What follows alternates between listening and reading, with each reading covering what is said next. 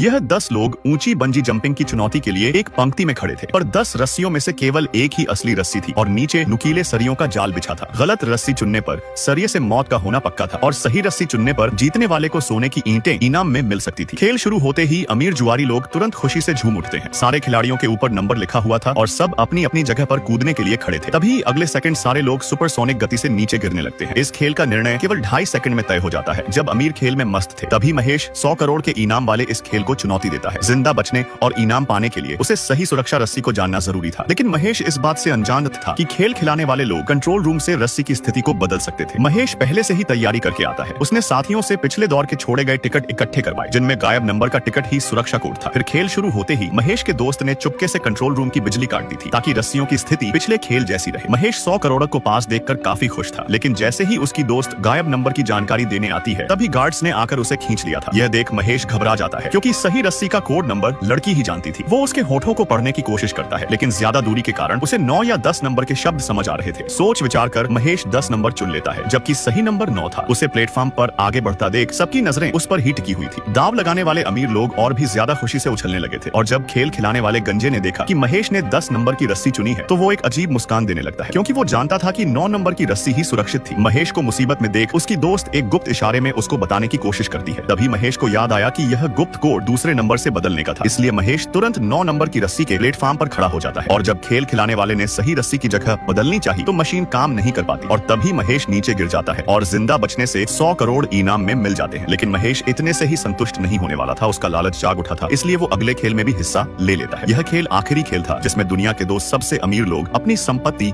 दांव पर लगाते हैं और पूरे इनाम को सोने की ईंटों में बदल दिया जाता है। फिर बहुत बड़े तराजू के दोनों तरफ इन सोने की ईंटों को रख दिया गया था। जिसका पलड़ा ज्यादा ऊंचा होगा वो जीत जाएगा और हारने वाले का सारा सोना भी हड़प लेगा। इस खेल में जुआरी दाव लगा सकते थे और सफल होने पर दाव दोगुना हो जाता है। कई लोगों ने बिजनेसमैन पर दाव लगा दिया था, जिससे उसका पलड़ा ऊपर उठ जाता है और बुढ़े का पलड़ा नीचे होने लगा था। महेश का गुरु हारने वाला था, पर तभी जुआरियों ने अपना दाव बुढ़े आदमी की तरफ बदल दिया था और अंत में महेश का गुरु यह खेल जीत जाता है और महेश का गुरु पर लगाया गया दाव बड़े इनाम में बदल गया था। फिर उसने इनाम की राशि को छोटे बड़े बैग्स में बांट दिया था, और जब उसकी दोस्त ने महेश से बैग चुनने को कहा, तो उसने बड़ा बैग उठा लिया था। फिर लड़की छोटा बैग लेकर वहां से चली जाती है, लेकिन जैसे ही महेश ने बैग खोला तो उसके तोते उड़ जाते हैं, क्योंकि बैग में केवल पानी की बोतलें थी। दरअसल सबको बराबर का हिस्सा मिलना चाहिए था और लड़की महेश को एक मौका देना चाहती थी, पर महेश लालच के चक्कर में बड़ा बैग उठा लेता है। इसलिए लड़की ने पहले ही पैसों के बैग को बोतलों के बैग से बदल दिया था, जिससे सारे पैसे लड़की के हक में आ गए थे। बेचारा महेश फिर से गरीबों की दुनिया में लौट आता है। अगर उसने छोटा बैग चुन लिया होता तो आज ये दिन ना देखना पड़ता।